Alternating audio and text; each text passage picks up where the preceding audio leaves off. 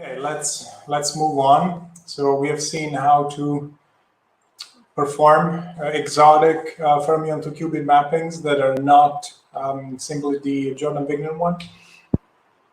Now let's see if we can do something even more interesting. So suppose that, let's start from an example, right? The hydrogen Hamiltonian in the STO3G basis, which the chemists will know as only for fermionic orbitals. So if we use one of these mappings to take that molecular Hamiltonian and map it to a bunch of qubits, we're going to end up with a 4-qubit Hamiltonian. Now, in this picture here, you can see actually all the Pauli operators that we get after we have mapped the hydrogen Hamiltonians to our 4 qubits. Now, something that we can do is we can find symmetries of this Hamiltonian. Okay, so in this case means these three symmetries, taus, are such that for every one of these guys, they commute with every one of these guys. Okay, so tau 1 commutes with this operator and also with with this one, and so on. Okay, so these are symmetries of the problem in the sense that they commute with each one of them of these mapped Pauli operators. So it's not symmetries of the whole Hamiltonian, it's actually more than that. So it's if you want Pauli-wise symmetries of our initial problem. Okay, this kind of symmetries, we can find them efficiently. Okay, so there is an efficient algorithm to find these symmetries. Again, check Qiskit for implementation of that algorithm. And anyway, after we find these Pauli symmetries, there's something we can do to get rid of some qubits if there are symmetries in our starting problem. Okay, so what is a symmetry? A symmetry is a quantum operator that commutes with our initial Hamiltonian. So we can think they can be diagonalized together in the same basis. So we can think of putting our original Hamiltonian in a block diagonal form and assign to each one of those blocks a particular value for the symmetry that you find. Now, since these are Pauli symmetries, these are Z2 type of symmetries. It means that they only have 2 eigenvalues, plus or minus 1. Does that remind you of anything? Right? Plus or minus 1, excuse me. Plus or minus 1, it's exactly the information that we can encode in 1 qubit. So if only we could find a way of encoding Z2 symmetries in qubits of our problem, then we could also think of just effectively removing those qubits out, taper those qubits out, to restrict ourselves in the part of the Hilbert space in which those qubits have fixed values, so those symmetries have fixed values. Okay, actually we can do that. Well, we have a recipe to do that. Again, it's implementation, it's in Qiskit. We have a paper on this, but for operational sake, you can just call a Qiskit function, and I'm gonna go through this in my lab as well. Okay, so given these symmetries, what we can do is we can find single qubit operators, Pauli operators, one for each of the symmetries that we've found, which have these commutation properties with the symmetries that we found. So in this case, it's going to be 3 single qubit Pauli operators. Now the commutation properties are listed here. So the single qubit operators have to commute. First of all, each single qubit operator is associated to a certain symmetry, and they have to anti-commute with their own symmetry and commute with all of them. So if we find such a set of operators, then we can build unitary Clifford operations and then act on these unitaries to on our original Hamiltonian to get a Hamiltonian, which this time is block diagonal in a bunch of qubits. Okay, so look at this starting Hamiltonian, for example. Look at, for example, qubit 2. So here we have a Z operator for qubit 2. Here we have a Y operator, and so on. So we have operators of Pauli operators of different form. But this final Hamiltonian only has X type of operators on qubit 2. Okay, so what we are saying is this Hamiltonian is now block diagonal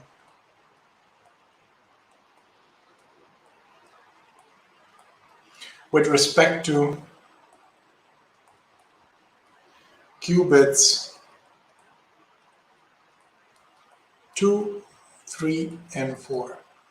Okay, so we started from a 4-qubit problem, and we got to a 1-qubit problem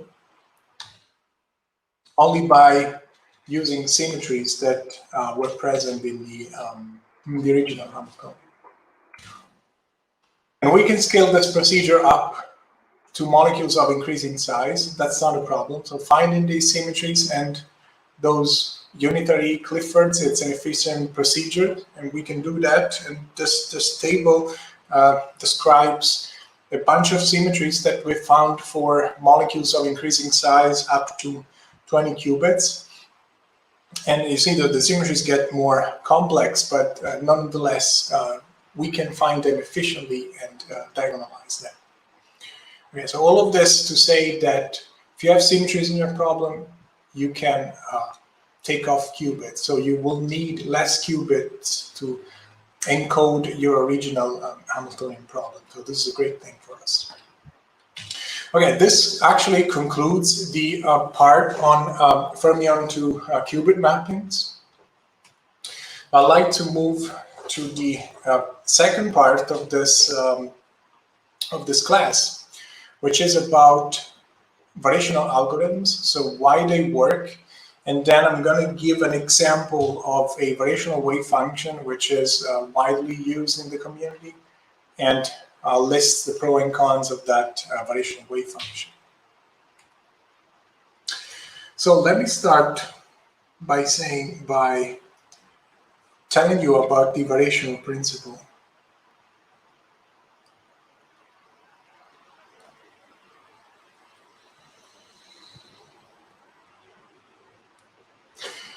The variational principle, it's basically tells us that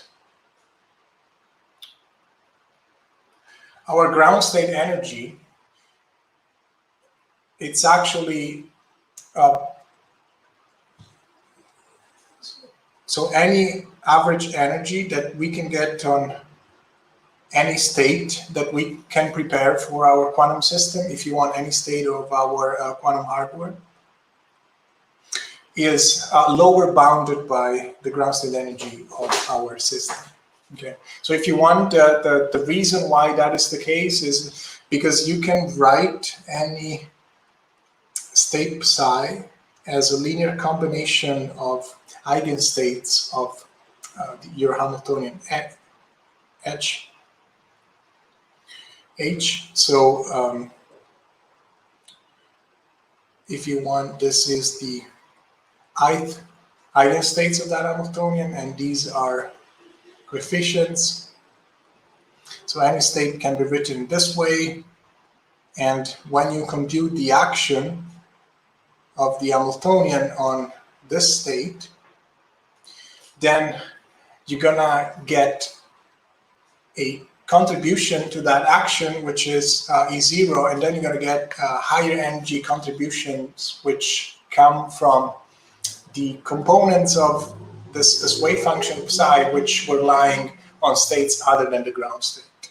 Okay, so this is a hand-waving argument to, actually it is a precise argument, just that I didn't derive all the passages for which the variational principle is correct, is true.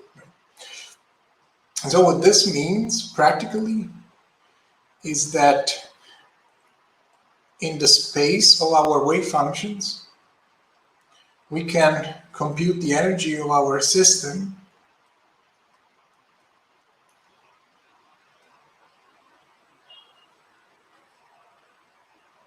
So suppose that this is the landscape of the energy of our system, and this is the lowest energy possible, right, E0.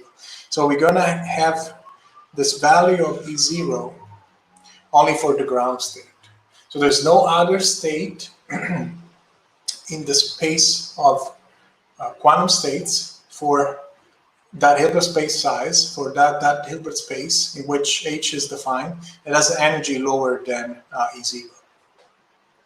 And so the name of the game is we want to search the space to find the state psi 0 that's going to give us the energy E0.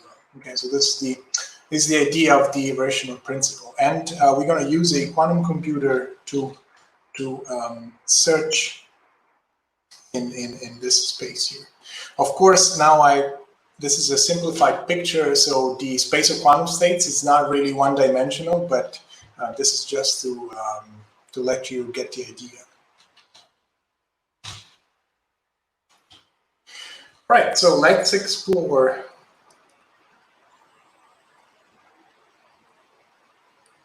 actually, let's just say explore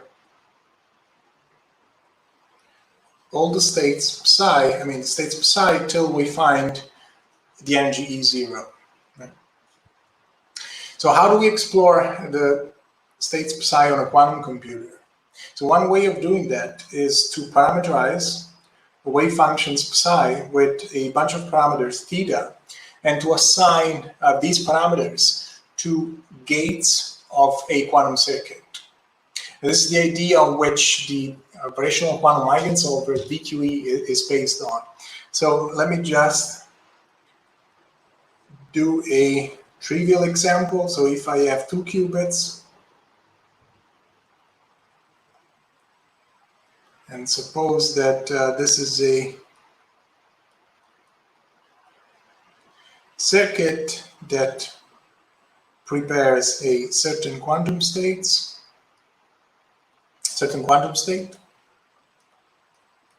So it's 6 parameters.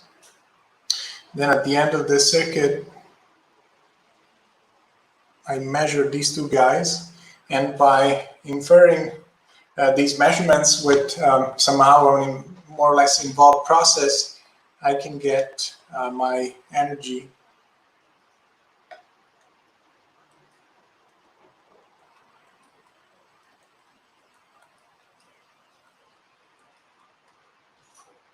Okay, so now the space that we are searching, if you want, is parameterized by these angles, theta, which are going to be the variational parameters, which are quantum angles of quantum gates, and are going to be the variational parameters for our search in the Hilbert space.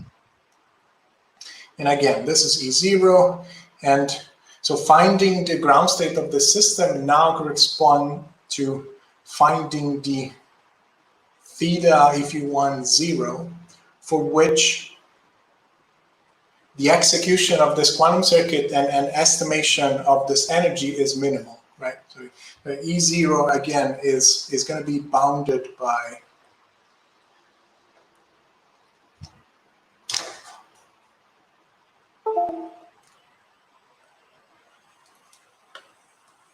E0 is going to be bounded by this expression. So again, we're looking for the value of theta for which this expression is the closest possible to E0. Okay, that's going to give us information about the ground state energy of our system. And I told you in the first slides that information about E0 for different molecular configurations, for different positions of those atoms in space, gets access to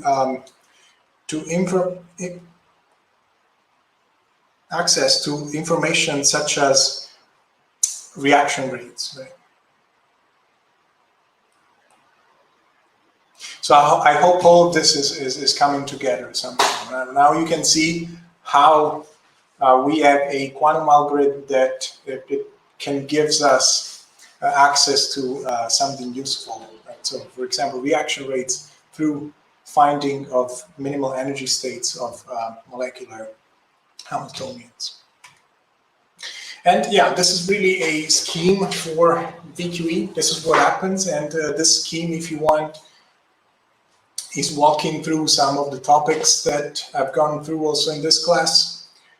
First, we have defined the Hamiltonian problems. So that was the first part of the class in which we've seen how we get to a second quantized molecular Hamiltonian starting from a given molecular configurations or positions of atoms in space.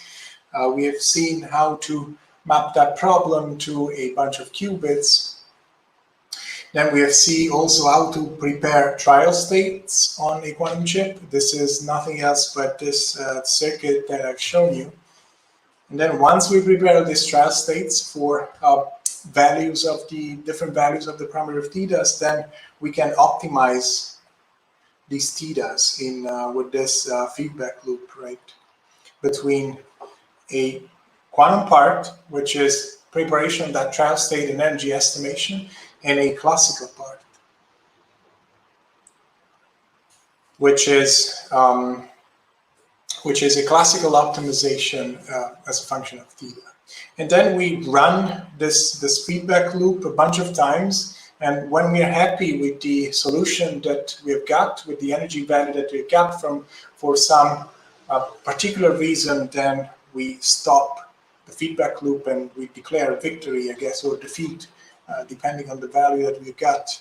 But nonetheless, we get to the final solution. We stop our algorithm. Okay. Now, crucial question. How do we pick the circuit that best, that has the best chances of producing a ground state or producing a state psi theta 0, which will give me the ground state energy E0 of the problem, right? So this is it's kind of like it's a not easy question. So how do we pick that circuit? Well, one way of doing that is opening your favorite quantum chemistry book. So, for example, some of the books actually, some of the references that I told you before. So if you go through those, I think actually this is not on those books, but it may be on some recent review for VQE or something like that. But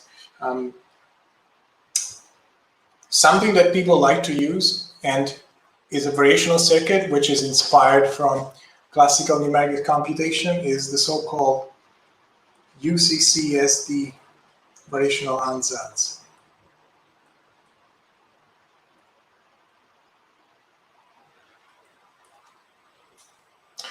Okay, so what is UCCSD? Let me write it something which is inspired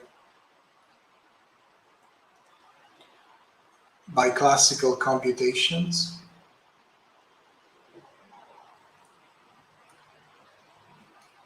Okay, and it's simply to get that to get this ansatz, one starts from a reference state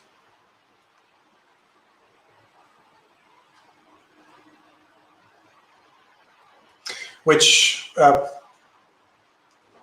lot of times in quantum chemistry domain can be taken as the Hartree-Fock state. So the Hartree-Fock state is typically good if we want to compute energies of molecules close to their bond distance.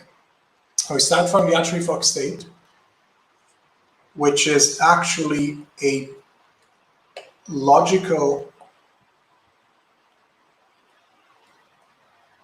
qubit state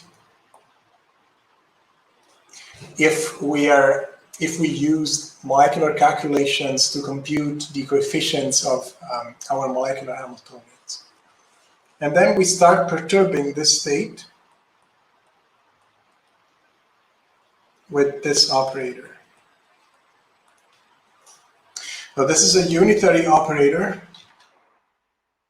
and T is specified here. So T is a linear combination of single and double one and two body excitations operators that act on the Hartree-Fock state, take that state and bring it to states which have a different energy, right? And so UCCSD stands for unitary couple cluster single and double. And the single and double part of this acronym comes from the fact that we are restricting this T operator to only one and two body interactions. Okay, so this in general, this goes up to interactions of order eta, but we are restricting it to one and two body. Okay, so this is a one body operator. This is a two body operator, or a double excitation if you want. And these guys are acting on the Hartree-Fock state and mixing that with other excited states. Okay, and of course these TIs that you see here can be thought as the variational parameters for these ansatz. So actually, if you want, T is what I called before theta, right? So we'll have an array of T parameters, and which has the same role of the array of theta parameters defined previously. Okay, problem. First of all, how do we even realize this operator?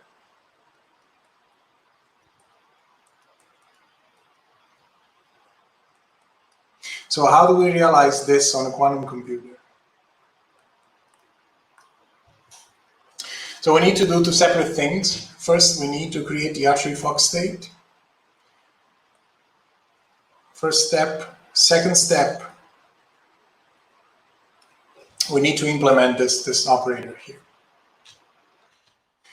So this creating the Hartree-Fock state is kind of like a trivial thing. So if you start from a molecular basis, then the Hartree-Fock state, it's a bit string state. So you just leave all the qubits in the ground state and flip some of them, which corresponds to the occupied fermionic orbitals in the Hartree-Fock state. So that's easy. The non-trivial part is this. So how do we implement this operator with variational parameters? First of all, note that this operator can be chapterized. This means that up to something which is the second order in these parameters, we can say that this operator can be written as a product of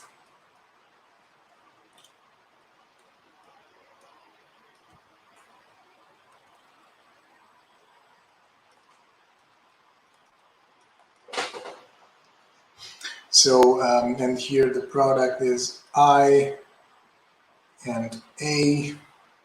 Then we're going to have 4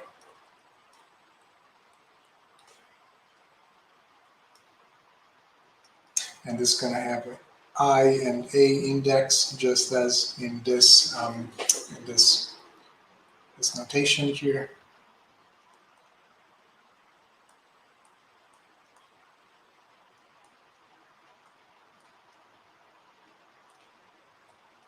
Okay, so this formula is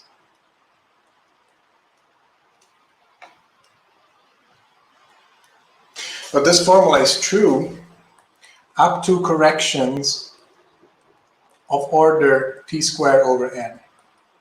Okay, so what we are doing here is we are saying that this operator, which is the exponentiation of a linear combination of one and two body excitations, can be now written as a product of those excitations one by one. And if we do that, we make an error which goes like this, okay? And note that this error goes down if we take smaller and smaller perturbations of the parameters that we want to optimize, and then we repeat this n times, right? So if you want, it's a way of doing a fine grain, it's kind of like fine grain implementation of this operator here, and the grain gets finer and finer as you pick larger and larger n's, okay?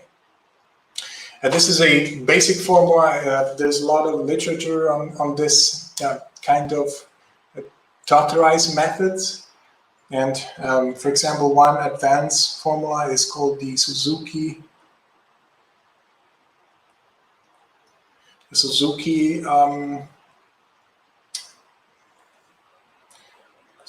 Trotter decomposition, which actually improves on this scaling here.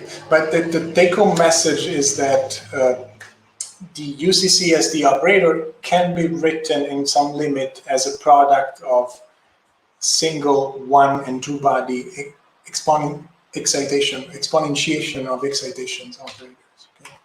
So now it all comes down to implement those one and two body excitations one by one. So we want a circuit that realizes this operator here.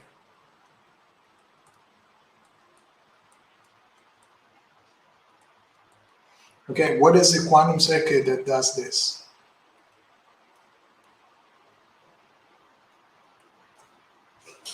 Okay, first of all, let's use the Jordan-Wigner transformation, right? So now we have all the tools to almost all the tools to write down this quantum circuit. So we know that this guy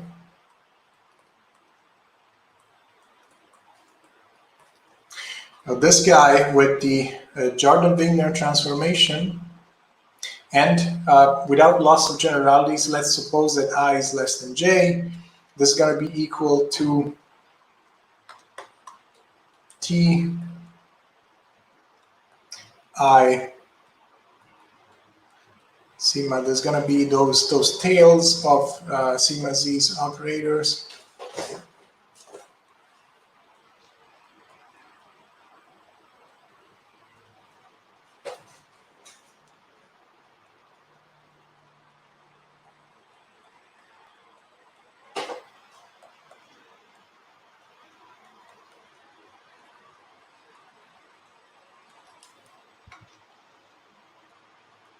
Okay, so you can actually, now you have all the tools to double check this calculation that I'm doing here. I guess you can tell me if I made some mistake, but so the take-home message is to implement this operator got broken down into a linear combination of two multi-qubit Pauli operators. And what is true is that this operator here,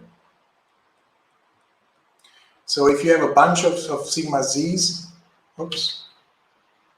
So if you have a bunch of sigma z's that go from I to j, let's make the concrete example. Let's take 5 qubits. So this operator can be written with a circuit like this. So 5 qubits.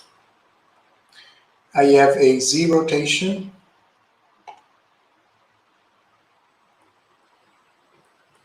of phase t. And then I have a bunch of control knots.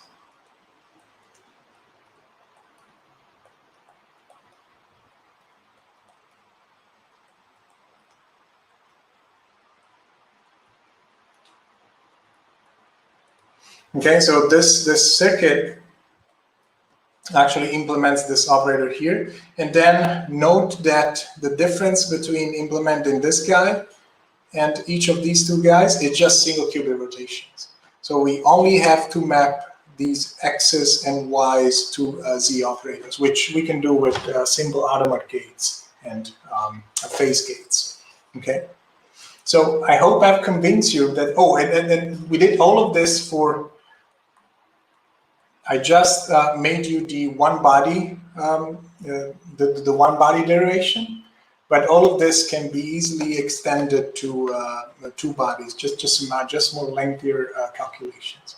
So I hope I've convinced you that now we have a recipe to implement this unitary coupled cluster ansatz, single and double, and to vary the parameters of quantum gates, which in this case is going to be the parameters of these Z gates, to try and see if this ansatz can get to the ground state of our system.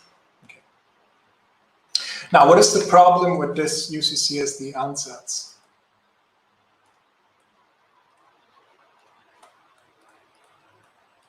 It's that it requires a lot of gates.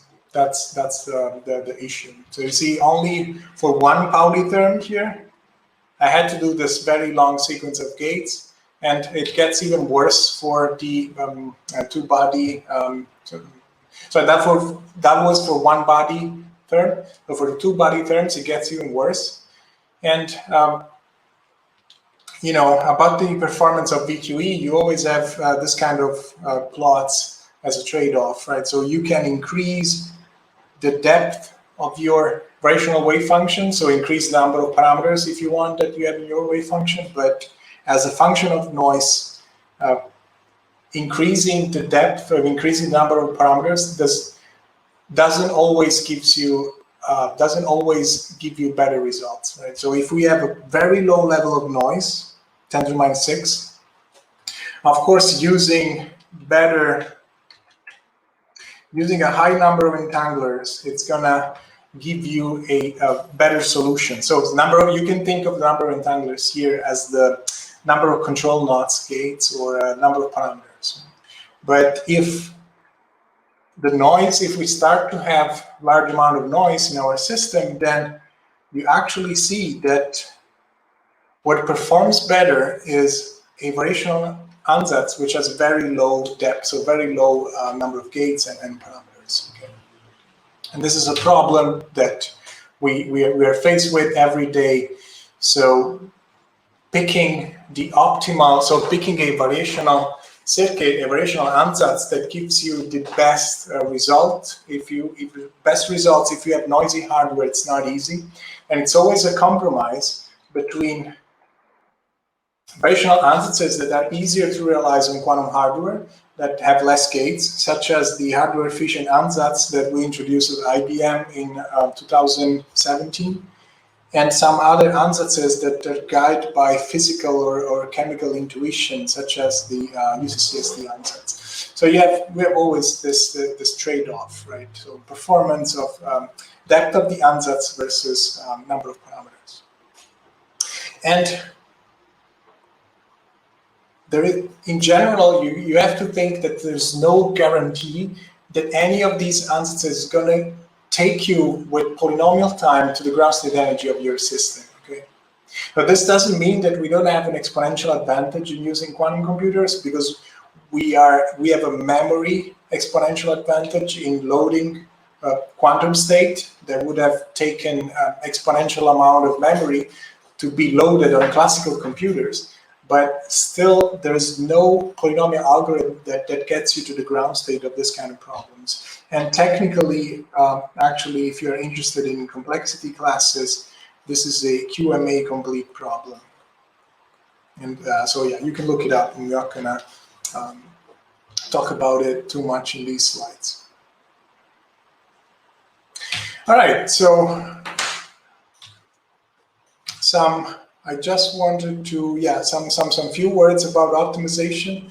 If you want to optimize, so get to the minimum of variational functions, of multivariate functions on quantum computers, such as molecular energies, but usually those functions have error bars. So it's even hard to get a precise energy estimate on a quantum state that we have prepared on a quantum computer because of many reasons that I'm not going to explain here, but we do have this problem. But the problem of optimizing a noisy cost function, so a cost function that has some stochastic noise on top of it. And There is a lot of very good optimizers that deal with this problem, such as SPSA, which is the optimizer that we used, that we typically use when we try to optimize stuff on quantum computers. But you can think of using your favorite optimizer, and actually this is a bit of a challenge, you know, like finding what's the best optimizer to use for a given problem for noisy quantum computer is not clear yet. So this is an interesting challenge. Yeah, finally, so I hope so all this course, I think with almost, I mean, I hope that with this course you could, you had the possibility of getting an idea of how we got these experimental results on noisy quantum hardware in 2017 and 2019. This is a lithium hydride molecule. This is a beryllium hydride molecule. So we see that for these molecules, for each interatomic distance, we found its corresponding ground state energies using quantum computers, and then we so that allowed us to plot these energy dissociation profiles to eventually get an idea of reaction rates for these molecules. Now, of course, these are toy models. This is everything that the performance of current computers allows us to do. At least this is what we publicly shared so far.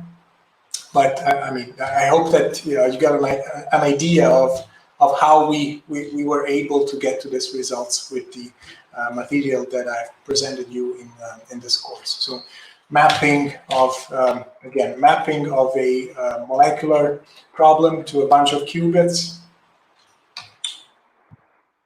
Second, quantization notations, with the basics of fermion to qubit mappings. There's more advanced stuff that I'm working on, which is not mentioned here. If you're interested, you can just look up my my colleagues' recent papers.